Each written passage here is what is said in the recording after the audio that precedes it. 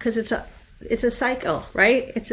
We want everybody to make the more informed choices, to have access to greater and better food options. Yeah. So that's our goal. This is Evolve CPG, a community of purpose-driven brand leaders who not only believe in better, but actively pursue it. That's better products, better brands, better leadership for a better world. I'm your host, Gage Mitchell, founder and creative director of Modern Species, a sustainable brand design agency helping better brands grow and scale their impact.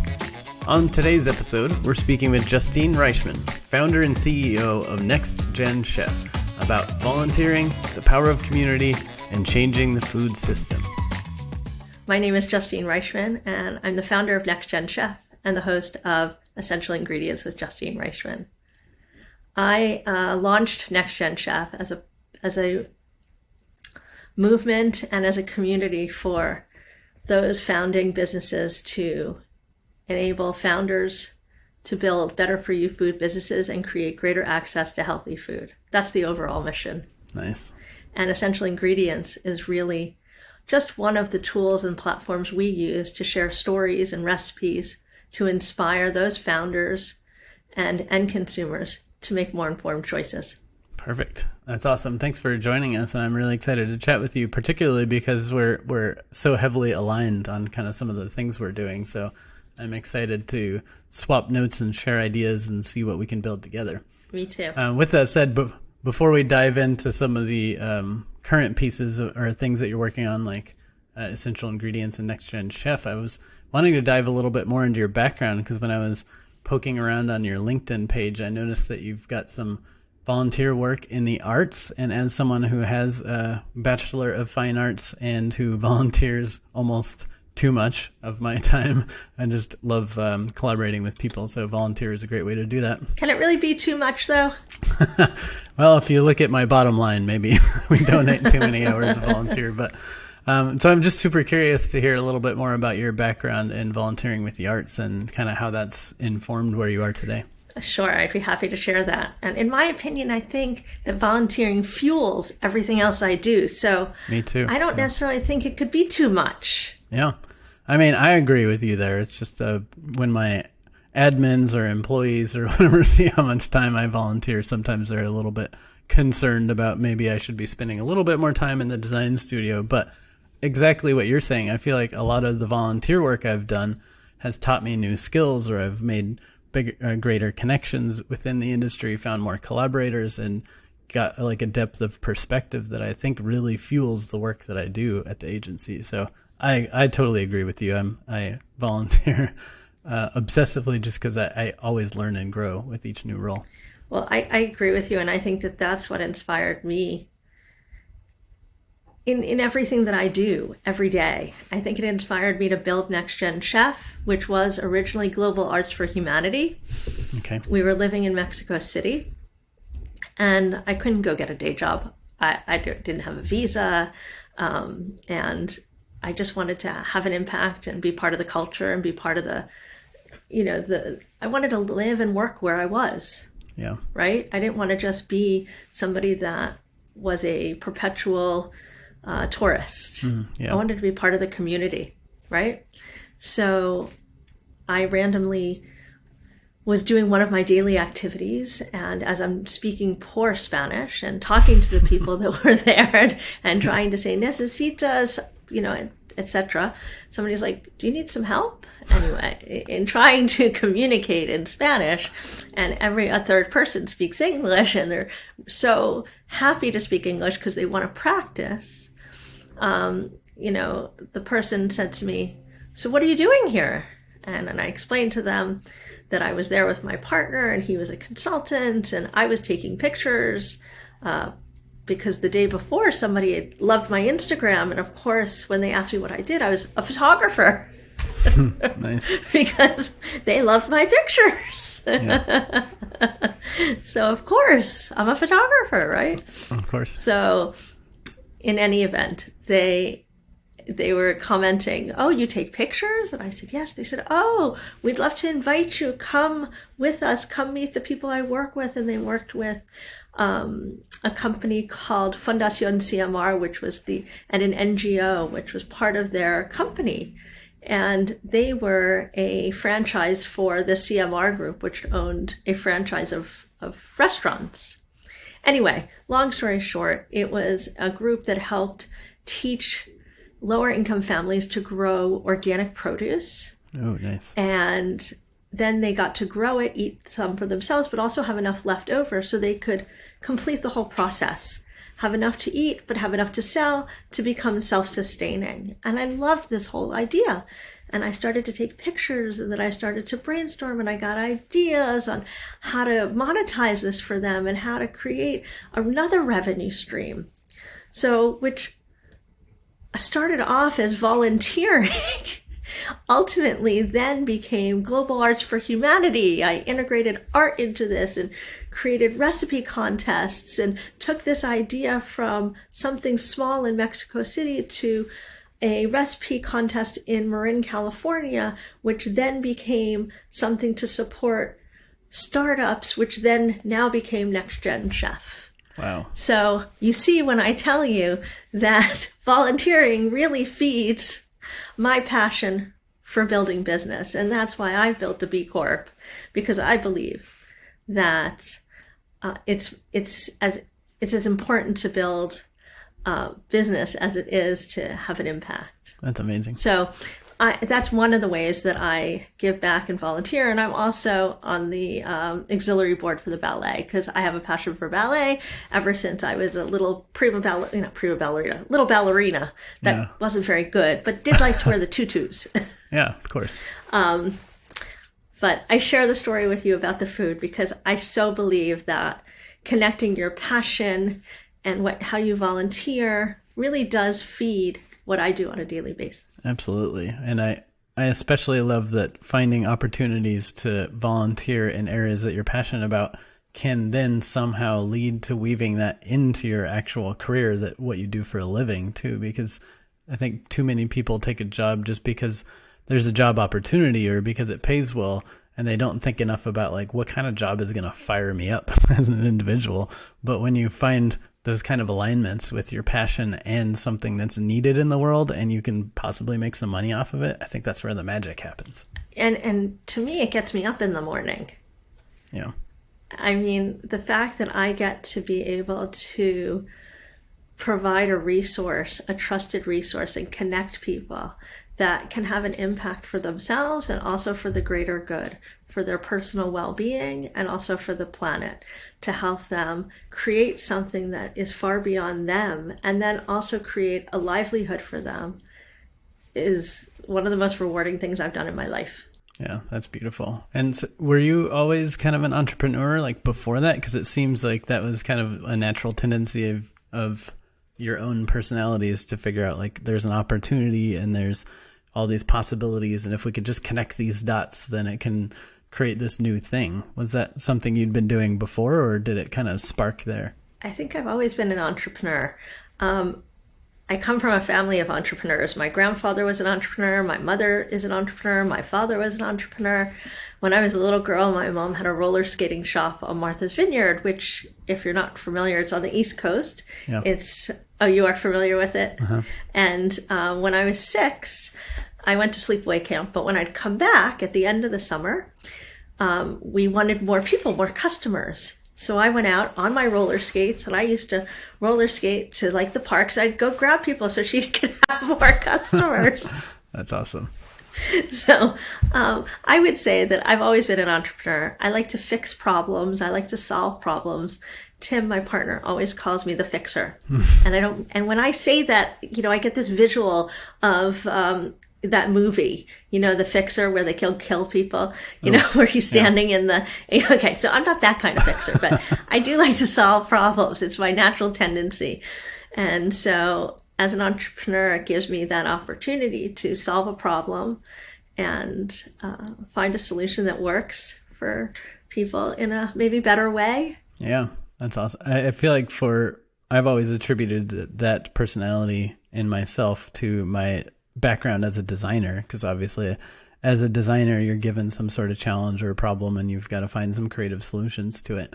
But now that you say that, that's probably overlapping with my entrepreneur background too. And similarly, I also come from a line of entrepreneurs as well. So it's starting to make me wonder if entrepreneurism is more nature or nurture. Oh, Maybe a little bit of both. I don't know. maybe. Yeah. There might be something to like growing up in that environment, watching your parents or other family members build something from scratch and have that work ethic that it takes to kind of keep something like that going and manage people and still manage your life and so on and so forth, that maybe kind of starts us down that path. Or maybe it's just like genetic and entrepreneurs breed more entrepreneurs. I'm not sure. I also think there's a lot of different kinds of people in the world. Mm-hmm. Some people are leaders, some people are followers, some people are doers.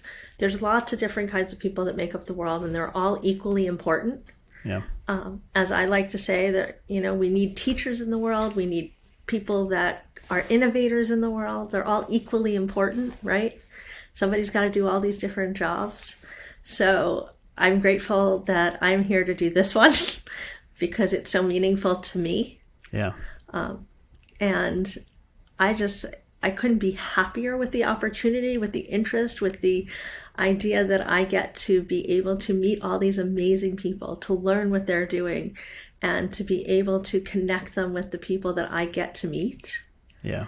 And help them further develop and connect and innovate in what is a really changing system right now. And I'm so excited for the future of it.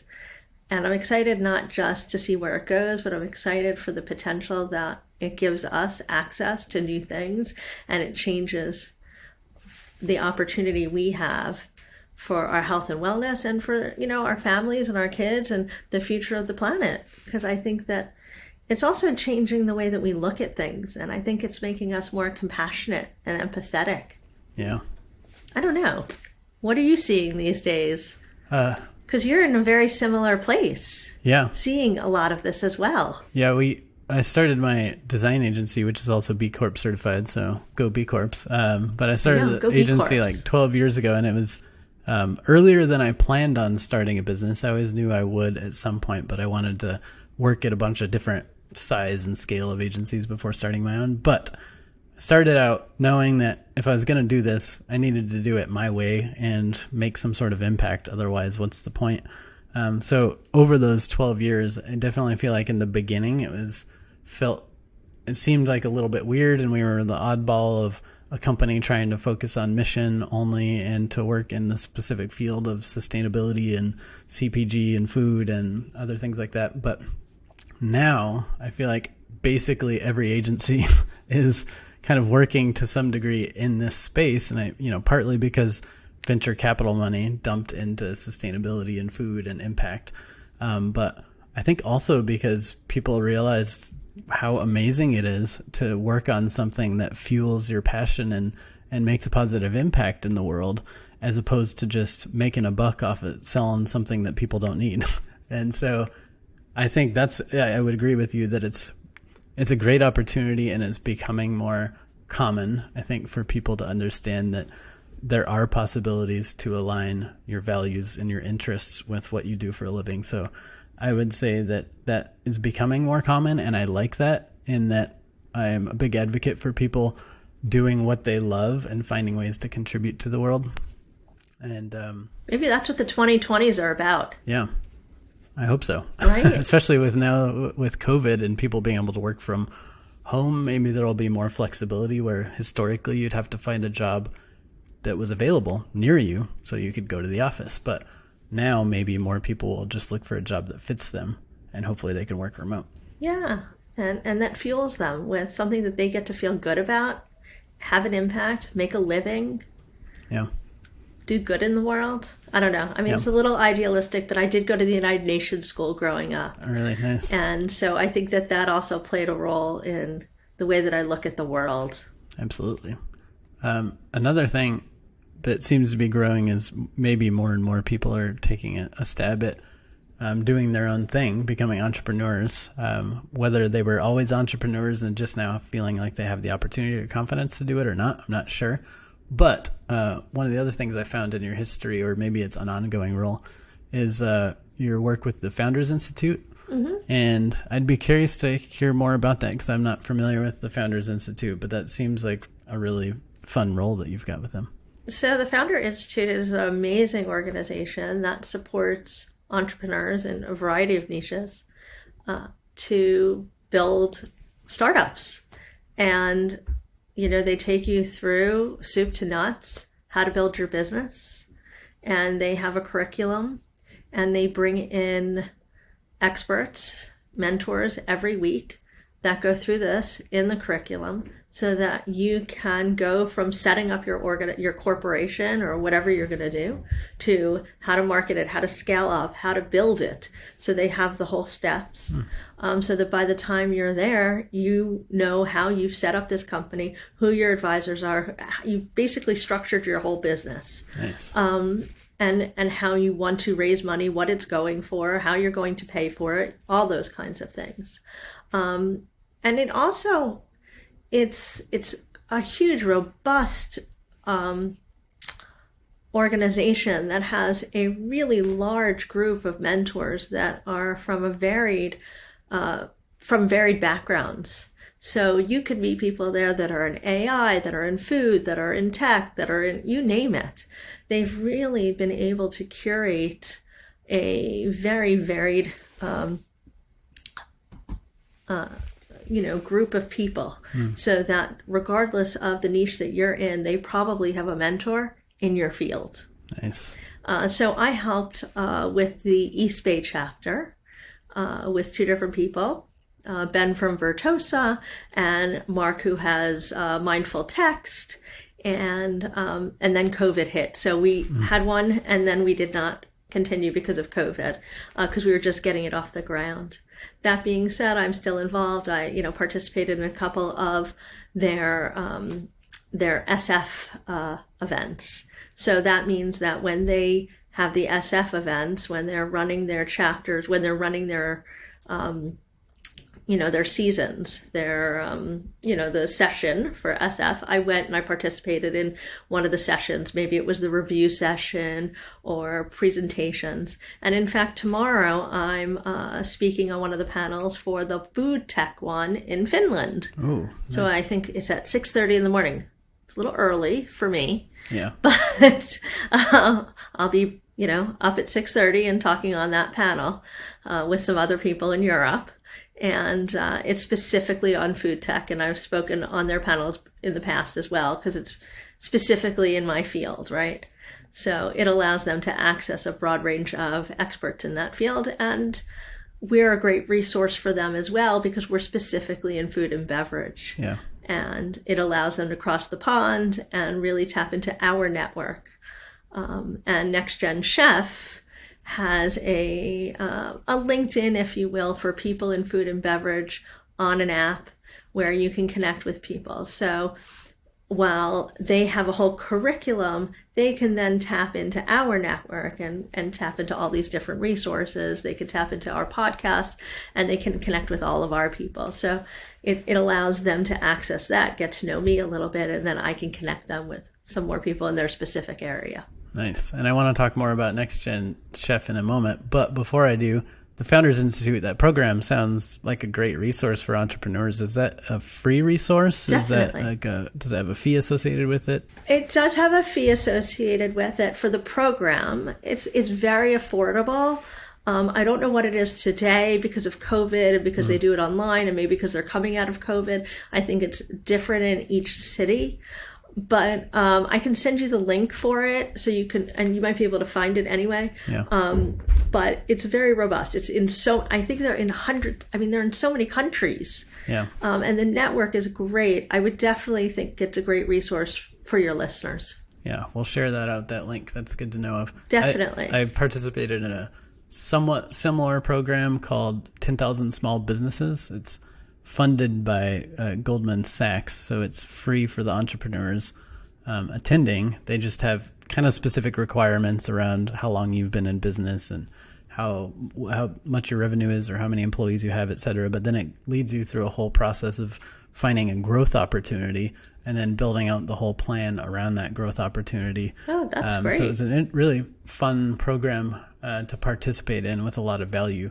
But the Founders Institute sounds like it's probably better for like the startups, like getting ready to launch something, as opposed to somebody that's already run a business for 5 or 10 years. Yes, it's great for people that even just have an idea, could be looking for a co-founder, is interested in, that's an entrepreneur. They have kind of a test that you take to see if you've got the DNA, so to speak, to be an entrepreneur. Oh, that's cool. And so you take that, and once you take that, they then give you a ring, and there's a little bit of a process. But it's really just to see, they want you to be successful. So they have a little process to ensure your success.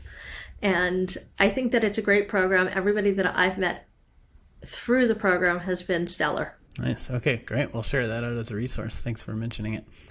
All right, so NextGenChef. So tell us a little bit more about what you're building there. So NextGenChef was originally just a community for people in food and beverage to connect them with the trusted resources that they need to build their business. Once we started to build that, we started to make these amazing connections for people that allowed them to start to build their business, and we realized we had more to offer. We were not just connecting a few people. We were really a robust, trusted resource, and we built an app. And the app allows people to connect with one another, similar to LinkedIn.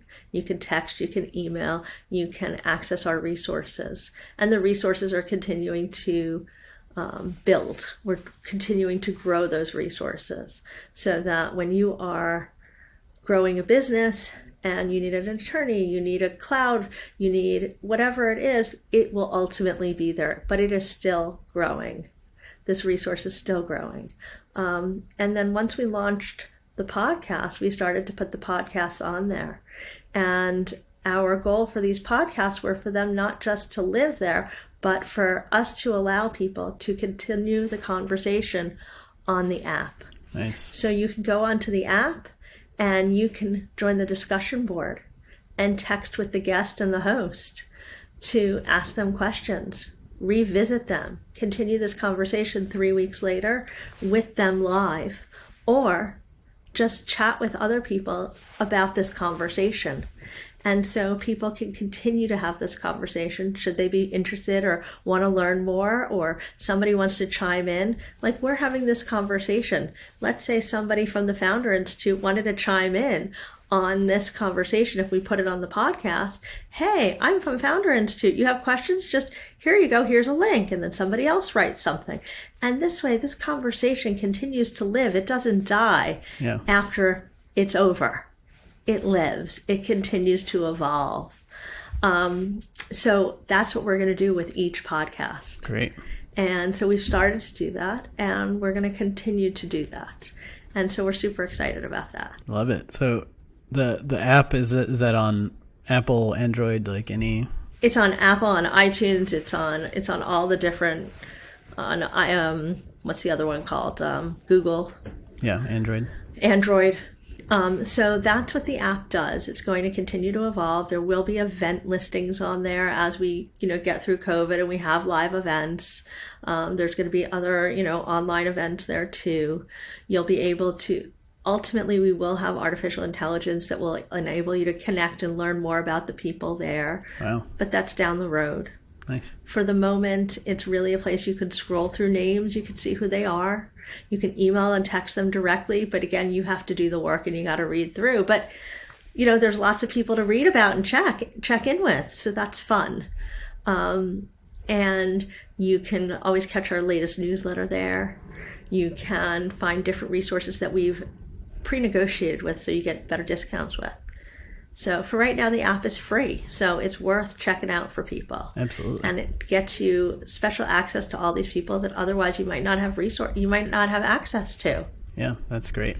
So the goal of NextGenChef really is to just give access to all these trusted resources and give everyone greater access to healthy food. Great. Yeah, I like that mission. That's part of my mission as an agency too, is to enable more healthy and sustainable lifestyles. With that said, is there a specific type of food industry person that should particularly join NextGenChef, or is it anyone, whether you're a food product company or you run a restaurant or? Well, so our goal with NextGenChef is really to support food and beverage entrepreneurs with the resources they need, right? That's what the goal of the platform is. And with the podcast, it's really to enable people to have access to the information so they can make more informed choices. This information is for the businesses as well as for the end consumers, because we want businesses to make more informed choices and we want end consumers to make more informed choices, whether you're putting it on the shelf or putting it on the table for your family. Nice. Because it's a cycle, right? We want everybody to make the more informed choices to have access to greater and better food options. Yeah. So that's our goal. We want a better food system. That's the overarching goal. Yeah. The overarching goal is to have a better food system.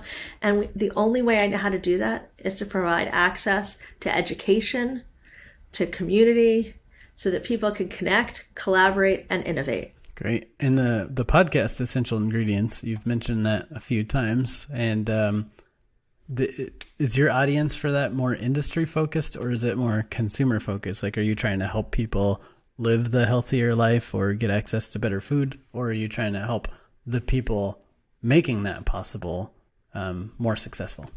So, we've done a lot of research on our audience, and we have both founders, we have VCs, we have doctors, and we have people and consumers. So I think that we have people that are interested in food and wellness. We have people interested in building startups. It's interesting because I think the way that we have approached this is accessible. And so as a result, we don't just get the people building the businesses. We have the everyday person that's just interested in learning the information, because you get to know the people behind the products as well. Nice. And I know that you're on YouTube, and I'm pretty sure your podcast is available on, all podcast platforms, right? It is. Great.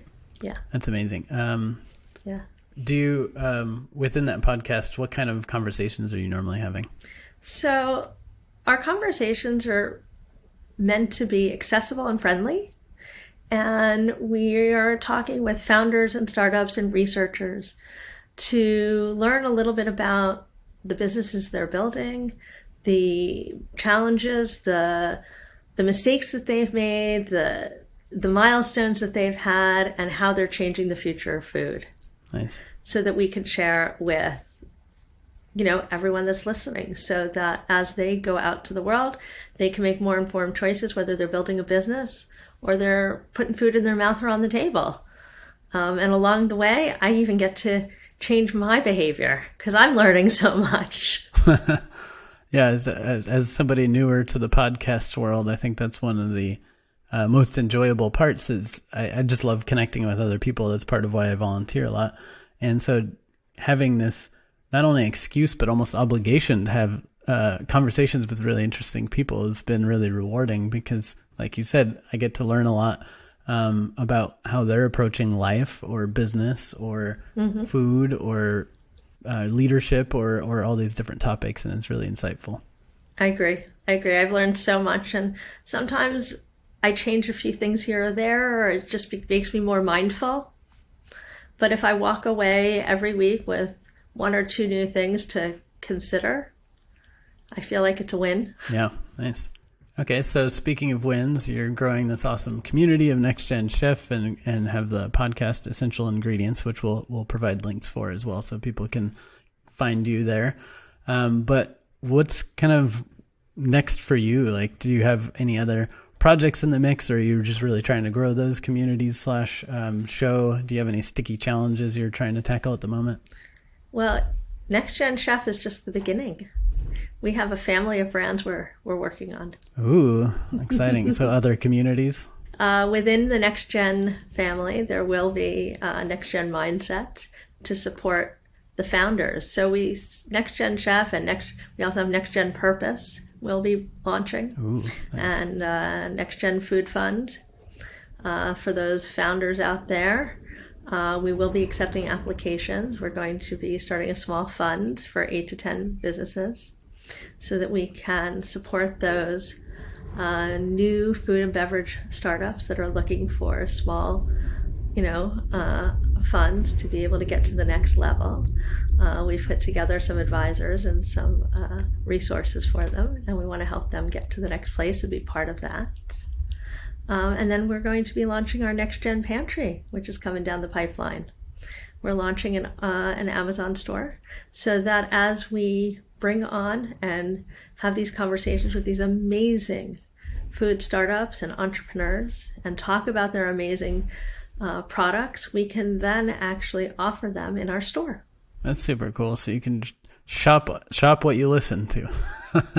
Exactly. And they'll be, Next Gen certified or approved, as however you want to call it, right? Because we really look for those regenerative and sustainable and better for you food products. So we don't really bring on things that aren't.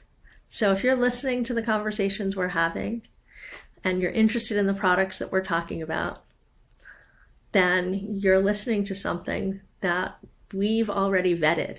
Nice. And it's regenerative, or it's better for you, or it's sustainable, or it's working towards being those things.